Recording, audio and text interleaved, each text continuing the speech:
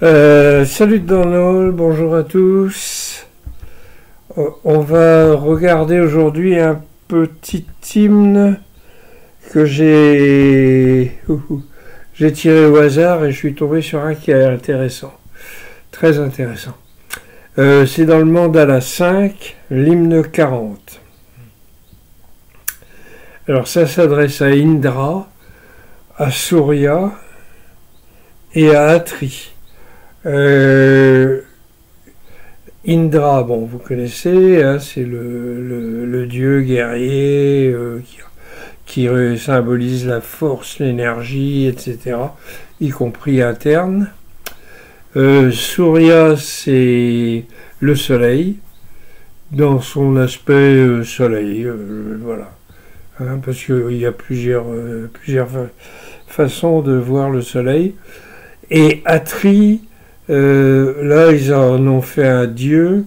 C'est le nom aussi d'un des premiers rishis. Atri Bauma. Donc, bon, voilà. Alors, ce mandala est ancien, bien sûr. Ça fait partie de la famille des Family Books. De la série des Family Books, c'est-à-dire ceux qui sont entre le mandala 2 et le mandala 7, qui racontent les histoires anciennes, les histoires anciennes qui se sont passées bien avant que les villes soient construites. Et ça, on le voit arriver dans le 8e mandala. Mais tout ce qui s'est passé avant, c'est un peu comme nous, avec la Bible, où on a l'Ancien Testament, où c'est des choses qui se sont passées 2 millénaires plus tôt, ou 3. Et on trouve ça dans tous les bouquins, dans le Mahabharata, dans le Coran, dans tout ça. Hein. Il y a une partie très très très ancienne et une partie un petit peu plus récente. Bon, pour le Mahabharata, je ne m'avancerai pas. Alors, je vais vous le lire. Il n'est pas très long et il n'est pas très long, un petit peu quand même. Hein. Non, pas trop. Alors, viens ici pour boire le soma pressé par les pierres, ô maître du soma, ô puissant Indra, avec les puissants. Viens avec les puissants.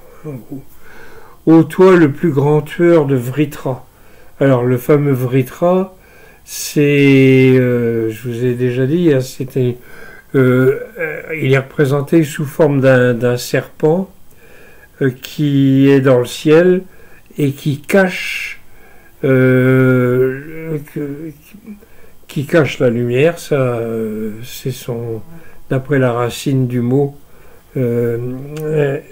qui cache ou qui couvre la lumière et qui en même temps retient les eaux.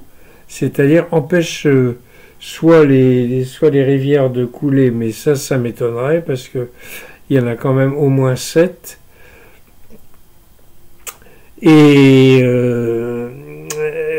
soit empêche la pluie de tomber, à moins qu'il y ait eu un autre truc, mais je pense pas. Je pense que c'est peut-être lié à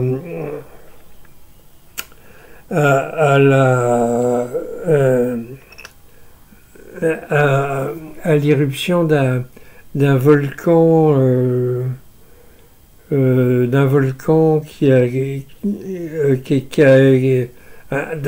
énorme volcan, et c'était de toute l'histoire de l'humanité, c'était le plus gros, semble-t-il, qui était au large du Japon, entre le Japon et la Chine.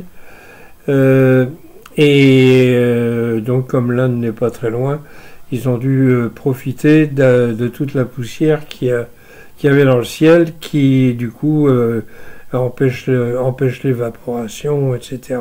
Donc donc il n'y a pas de pluie, enfin bon, voilà, tout ça. Hein. Peut-être.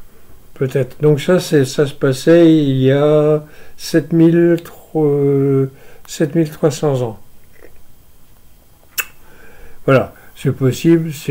Bon, l'hymne aura été écrit bien après, hein, mais c'est possible que ce soit ça qui soit transmis par les familles, quoi. Donc, et ça représente bien entendu Indra qui représente la puissance du de l'esprit, qui permet d'atteindre l'illumination.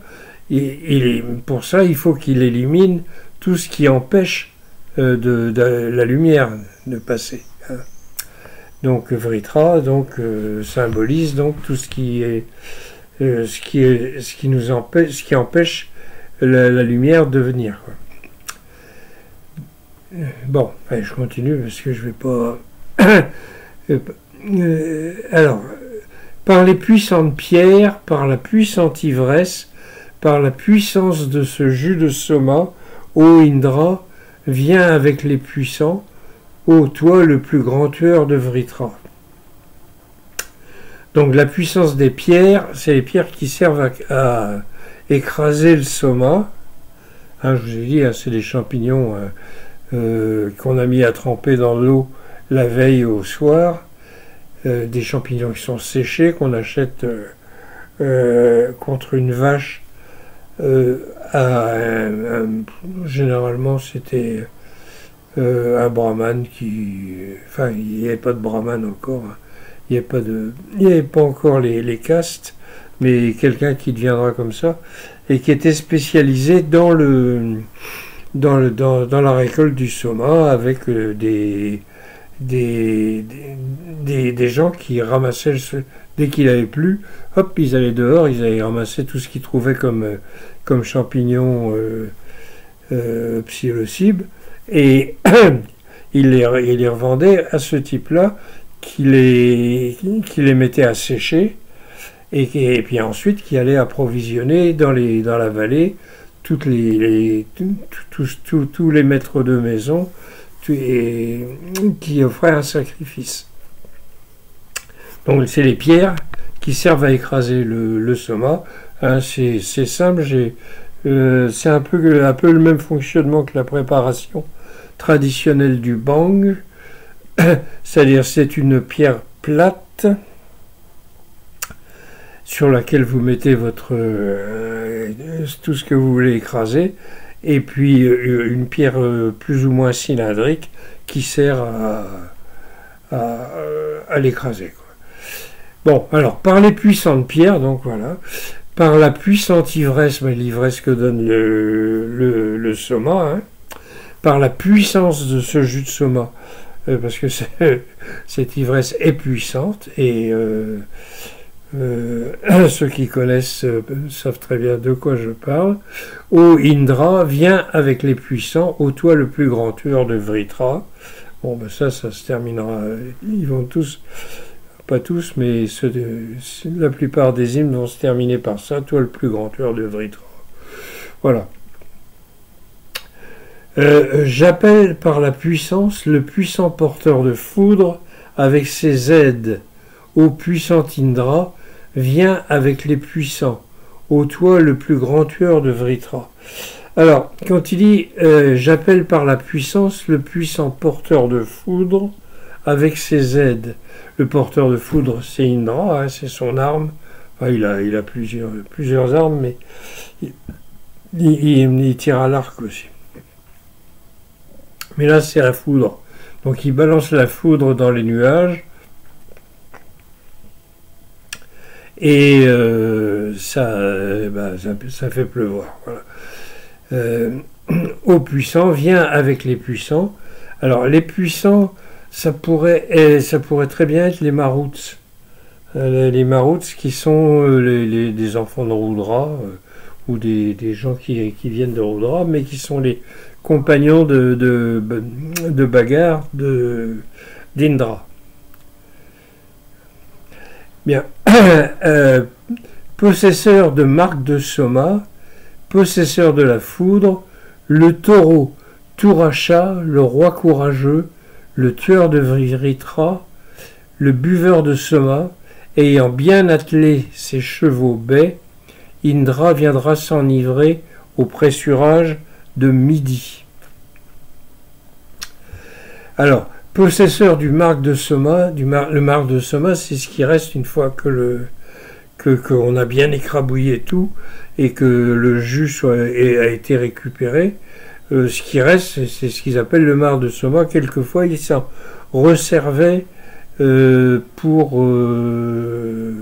peut-être bien que quand il n'y avait plus beaucoup de sous, enfin pas de sous parce qu'il n'y en avait pas encore, mais quand ils n'avaient plus beaucoup de soma, peut-être que ça servait à tout hasard. Bon, en tout cas, ils ont possesseur du marc de soma. Bon. Possesseur de la foudre, oui, ça c'est un. Le taureau Turasha, alors voilà. Turashat, pardon. Autre nom d'Indra, ça veut dire rapide, puissant, riche. Bon, alors le taureau c'est flatteur. On flatte les dieux en les appelant taureaux. C'est parce que le taureau c'est puissant, c'est fertile. Parce que la racine du mot sanskrit Vrishan, qui donne taureau, ça vient de... ça veut dire qui fertilise. Parce que quand vous voyez un taureau, pas un bœuf, de derrière, vous avez deux machins qui pendent comme ça, et oh, il est puissant, il fertilise. Voilà. Alors, le taureau Turasha, donc puissant, riche, etc. Le roi, le courageux, le tueur de Vritra, le buveur de soma, ayant bien attelé ses chevaux bais, Indra viendra s'enivrer au pressurage de midi. Donc, alors, le courageux, tout ça, toutes les flatteries habituelles. Le buveur de soma, bien sûr, ayant bien attelé ses chevaux bais. Alors, le char représente l'esprit, la vivacité d'esprit. Donc, Indra, lui, c'est la puissance, la force, l'énergie dont on a besoin pour avoir l'expérience spirituelle. Je suis perdu. Et les chevaux bais, c'est rougeâtre. Hein, c'est un mot qui se H-A-R-I, qui dit rougeâtre, brunâtre. Alors, en général, on le traduit par des chevaux bais, parce que faut pas dire des chevaux rougeâtres. C'est plutôt moche. Voilà. Pourquoi baie, je ne sais pas. Il y a une raison, mais je ne la connais pas. Donc, Indra viendra s'enivrer au pressurage de midi. Dans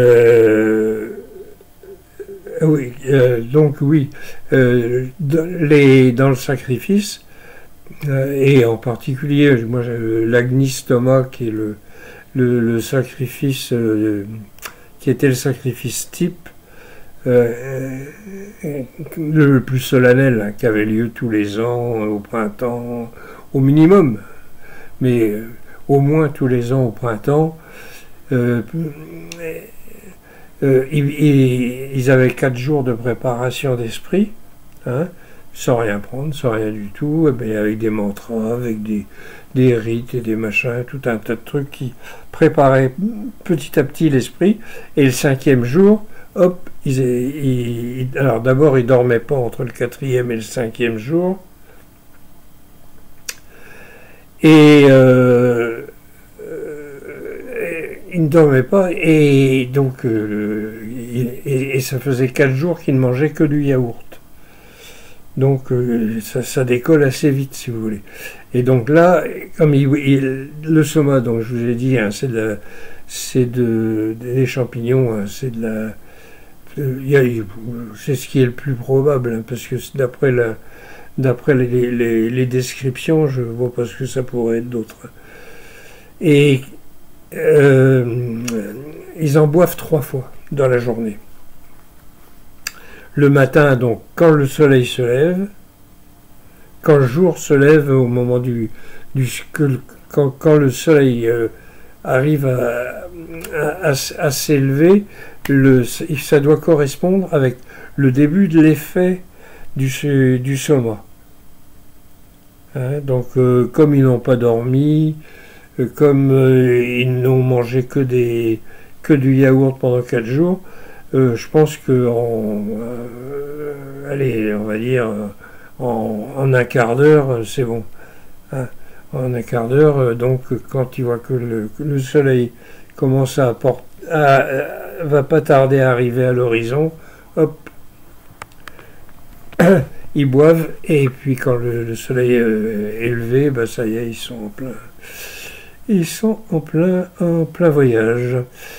Donc alors, ils en prennent 3 fois. Donc le matin, le midi et le soir au coucher du soleil. Et ce qui fait que comme c'est l'effet de la psilocybine est de 6 heures, ça fait donc 3 x 6, 18 si mes calculs sont bons, et ça fait un sacré truc. Hein. C'est pas du tout anodin. On peut pas dire que c'est un truc symbolique, gna et tout et tout. Non, non, c'était concret, pratique, efficace et avec des répercussions sur la société, sur la vie, sur le.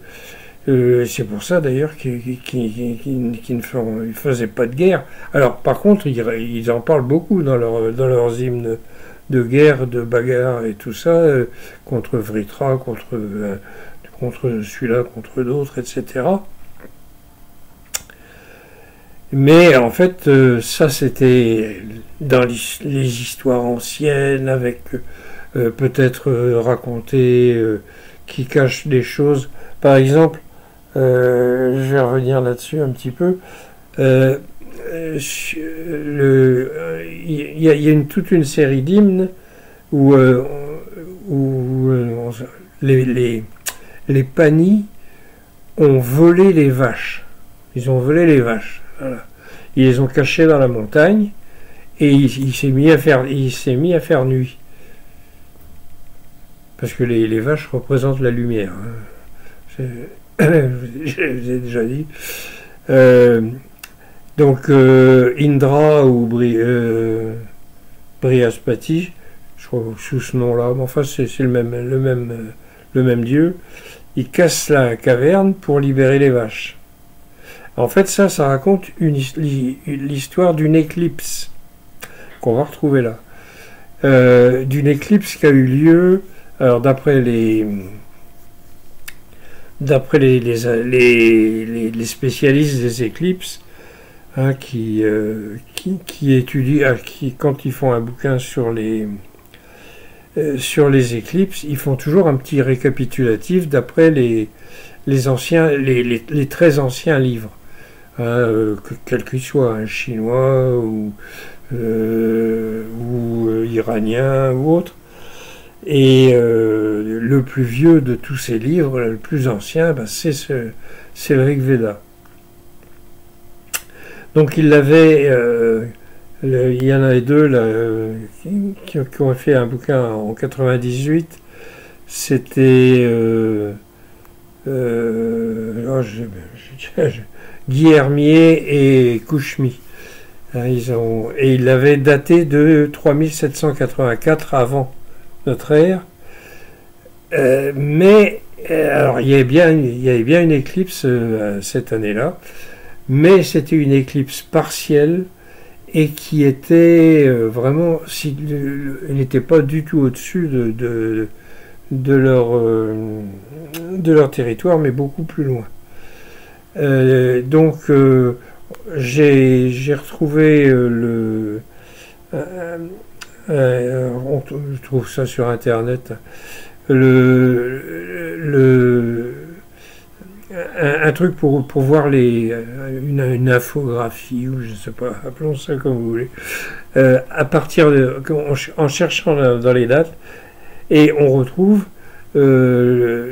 celle de une magnifique éclipse qui remonte tout l'Indus du bas jusqu'en haut et qui atteint son maximum au-dessus du Ladakh. Donc vous avez le Pakistan, vous avez là l'Afghanistan, le Cachemire qui est en ce moment disputé entre l'Inde et le Pakistan, et au-dessus du Cachemire il y a le Ladakh. C'est dans la montagne. Voilà. Donc et c'était une éclipse totale, donc du genre qui marque quand même, hein, parce qu'une éclipse partielle ou annulaire encore, ça peut avoir son petit effet. Mais une éclipse totale, surtout qu'il n'y avait pas de lampadaire à l'époque, il n'y avait rien, les gens se demandaient ce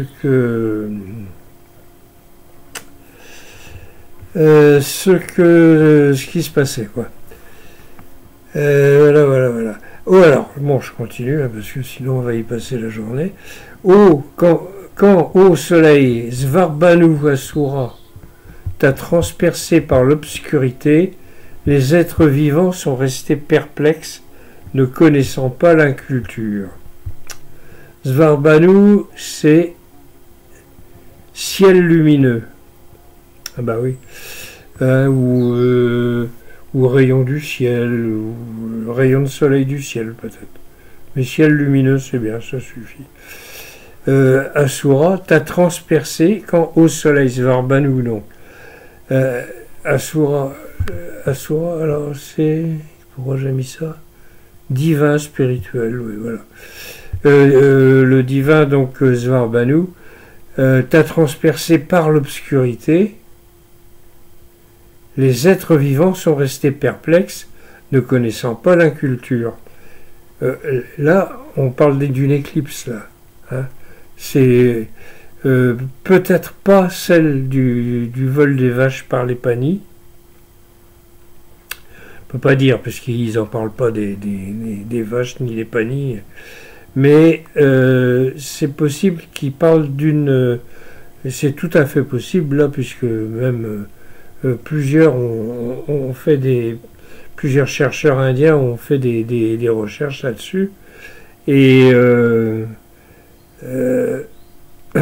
ils sont partis là-dessus. Moi j'étais parti quand j'ai trouvé l'éclipse là, la superbe éclipse 3000 attendez, c'est le 19 février 3929.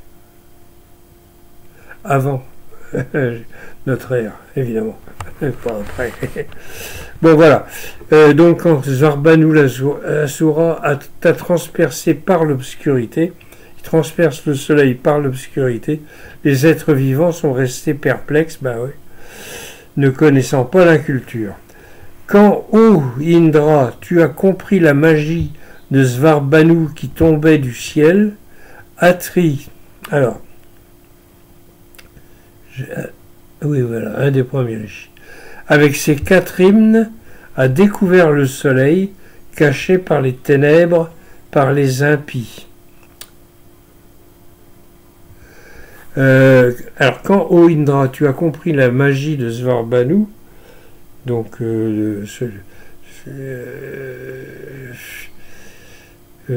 ciel divin, enfin, bon, bref, qui tombait du ciel, Atri, donc un des premiers rishis, avec ses 4 hymnes, a découvert le soleil, caché par les ténèbres, par les impies. Donc toujours la même chose, hein, on parle d'une éclipse, et en même temps, on fait on parle de l'illumination interne, bien de l'individu. Donc, quand on dit que c'est caché par les impies, en fait, c'est caché par la lumière. Tu ne l'as pas parce que tu n'es pas... tu as des défauts, t'es hypocrite, t'es menteur, t'es faucheton, etc. Donc là, pour avoir la lumière, bon, walou, allez. Alors, ne te laisse pas, ô Atri, ne laisse pas, pardon, ne laisse pas, ô Atri, le malveillant, la peur, la méchanceté m'avaler, moi qui suis à toi. Tu es Mitra, qui a de vraies richesses, toi et le roi Varuna, protégez-moi. Alors ça c'est le rishi qui s'adresse à Atri. Donc Atri, un ancien rishi devenu Dieu, ne laisse pas, ô Atri, le malveillant, la peur, la méchanceté m'avaler, moi qui suis à toi. Tu es Mitra, qui a de vraies richesses, et toi et le roi Varuna, protégez-moi. Mitra, ça veut dire ami, et il est toujours fourré avec Varuna, ils sont inséparables. Et on dit toujours Mitra et Varuna, etc. On les retrouve dans la religion iranienne de l'époque qui s'appelait le zoroastrisme, je crois. Hein. Ça, c'était plus ou moins commun à tout ce coin-là, hein. Entre l'Iran, l'actuel Pakistan qui était l'Inde, l'Afghanistan, tout ça, ils avaient à peu près les mêmes dieux, la même spiritualité.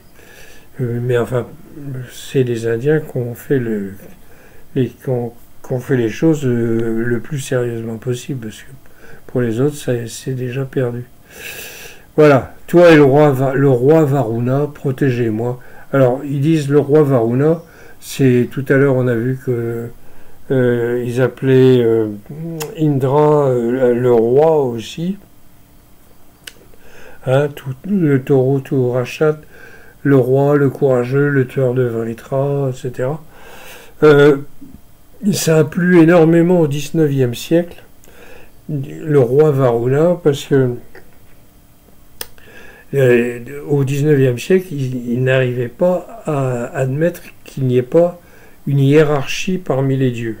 Or, il n'y en a pas de hiérarchie. Il n'y a pas le roi des dieux, comme c'est dit quelquefois de temps en temps. Pas dans le Rigveda, dans les bouquins qui en parlent. Non, il n'y a pas de hiérarchie. Donc, tous les dieux, on les appelle les rois, pas forcément tous, mais certains. C'est le cas d'Agni, d'Indra, Rudra, Vayu, Varuna, bien entendu.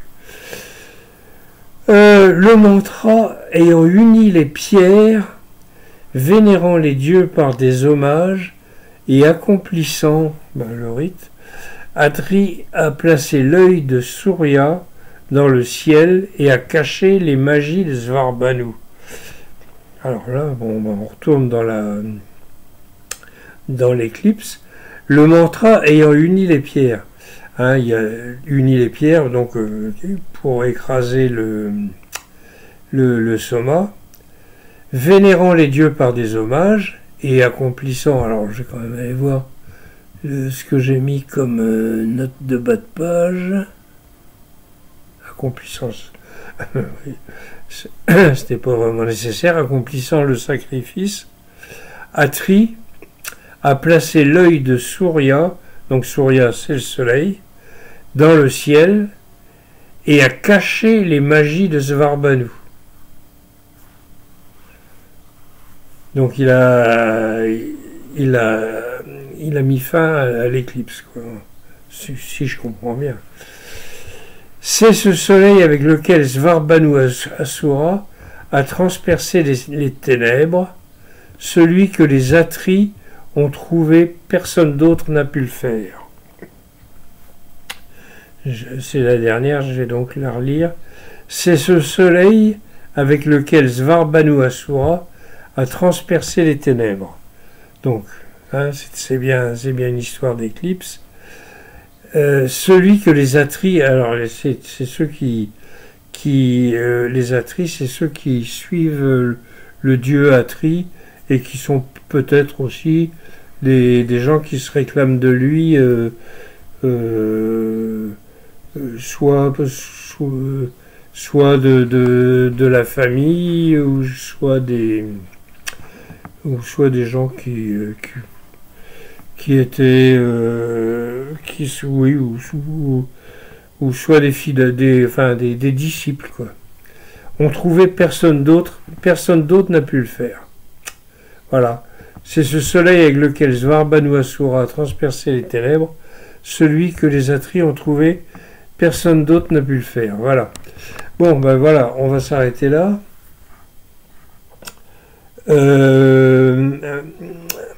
Alors, là, en ce moment, ce que je voulais vous dire, je suis en train de préparer un autre bouquin, là, mais je vais laisser passer l'été parce que j'ai plein de lectures en retard et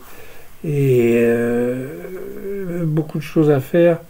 Donc je vais passer, et puis après je ferai un petit bouquin qui va nous relier, nous à notre époque, avec notre monde là qui commence à battre de l'aile, si j'ose dire, et le Rig Veda.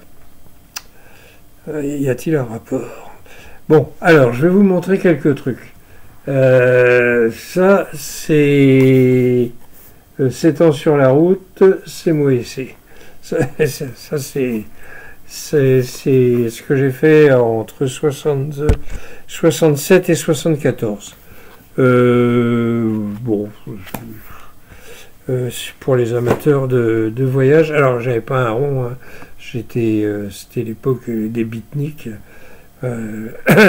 Quelquefois avec une guitare, quelquefois sans rien, avec juste une couverture, la plupart du temps d'ailleurs. Et en stop et sans un rond, enfin bon, bref, et à travers le monde, beaucoup en Afrique et pas mal en Inde aussi. Ça existe en anglais, je n'ai pas d'exemplaire là, j'en ai commandé un. Alors, il y a donc la civilisation des 7 rivières en français et la même chose en anglais. C'est donc la civilisation des 7 rivières, c'est la civilisation qui allait avec le Rig Veda, qui se passait en même temps, etc. Donc ça, au même endroit et tout et tout. Alors, les traductions. Donc, le Rig Veda en anglais. Bon, il est assez épais, comme vous pouvez le voir. Mais il est tout aussi épais en français. Il est moins beau, mais c'était le premier que je faisais. Donc, voilà. Donc, ça, vous trouvez ça partout.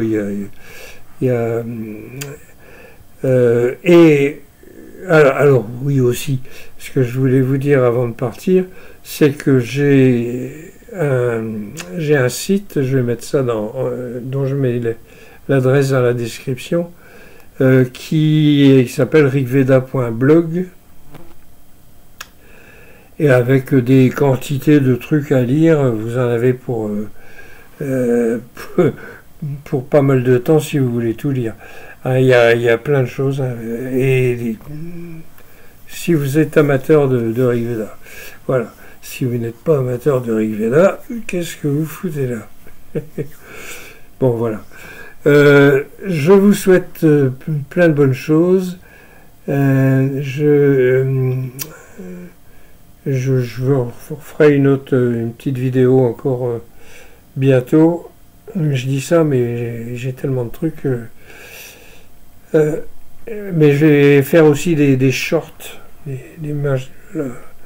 C'est toute une stratégie que je suis en train d'essayer de développer. Voilà. Alors, je vous souhaite donc une bonne journée, ou une bonne nuit, ou une bonne semaine, ce que vous voulez. Et on se retrouve à la prochaine fois. Et je vous dis à tous, Kenavo dans le hall.